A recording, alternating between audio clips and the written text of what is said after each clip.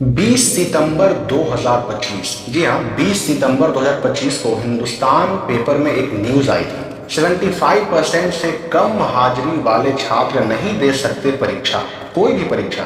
अब चाहे वो इंटर का एग्जाम हो, चाहे वो मैट्रिक का एग्जाम हो, चाहे ग्रेजुएशन का एग्जाम हो, कोई भी एग्जामिनेशन हो, किसी स्कूल का हो, किसी कॉलेज का हो, किसी बोर्ड का हो, या किसी यूनिवर्सिटी का ही एग्जाम क्यों नहीं हो, सुप्रीम कोर्ट के फैसले के हवाले से जो है ना, ये आदेश हाई कोर्ट का भी आ चुका है कि अगर 75% से कम अटेंडेंस है किसी स्टूडेंट का, तो वह एग्जाम नहीं दे सकता, उसको एग्जाम में बैठने से रोक दिया जा सकता है। अदालत से डायरेक्ट ये खबर आई थी। अब इस मामले में क्या फैसला आया सुप्रीम कोर्ट का, क्या फैसला आया पटना हाई कोर्ट का, और जो 75% अटेंडेंस का जो मामला ये बताया गया है, इसका असर मैट्रिक के छात्रों पर या फिर इंटर के छात्रों पर या फिर जो बीए बीएससी बीकॉम कर रहे हैं बच्चे, या फिर किसी यूनिवर्सिटी में पढ़ रहे हैं, पीजी कर रहे हैं, कोई टेक्निकल कोर्स कर रहे हैं, डिग्री डिप्लोमा आदि कोई भी कोर्स कर रहे हैं, आखिर उन पर क्या असर पड़ेगा, ये बातें आपको समझनी होगी।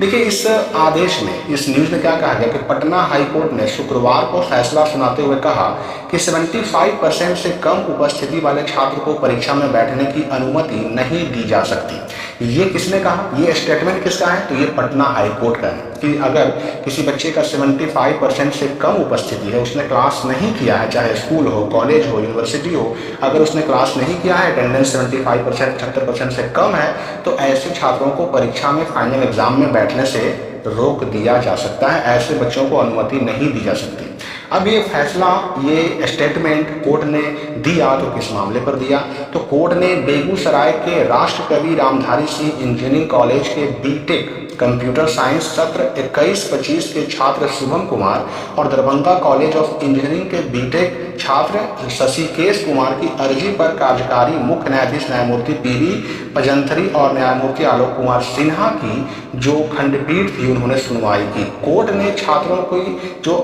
याचिका थी, अर्जी थी, वो खारिज कर दी। कोर्ट को बताया कि उपस्थिति 75% से कम होने के कारण दोनों छात्रों को परीक्षा फॉर्म भरने से रोक दिया गया, जबकि अन्य छात्रों को 75% से कम उपस्थिति के बावजूद परीक्षा में बैठने की अनुमति दी गई है। कोर्ट ने पाया कि आवेदकों की उपस्थिति 50% से भी कम है। कॉलेज के बार बार नोटिस और अवसर के बावजूद दोनों कक्षा में उपस्थित नहीं हुए, और यह देखते हुए कोर्ट ने आवेदकों के साथ भेदभाव के आरोप को भी खारिज कर दिया। कोर्ट ने कहा कि 75% अटेंडेंस, हाजिरी, उपस्थिति की आवश्यकता वैधानिक और बाध्यकारी होने के कारण राहत नहीं दी जा सकती। उनका यह भी कहना था कि आवेदकों ने फीस जमा कर दी है। यहाँ पर देखिए, हाई कोर्ट में चले गए दो छात्र जो हैं, जिनका एग्जामिनेशन फॉर्म भरने पर रोक लगा दी गई, ऐसे दोनों छात्र पटना हाई कोर्ट चले गए कि भाई हम अटेंडेंस नहीं बना पाए, यानी हम क्लास नहीं कर पाए, जिसकी वजह से हमें फॉर्म नहीं भरने दिया जा रहा है। तो उस मामले में कोर्ट ने भी छात्रों का साथ नहीं दिया,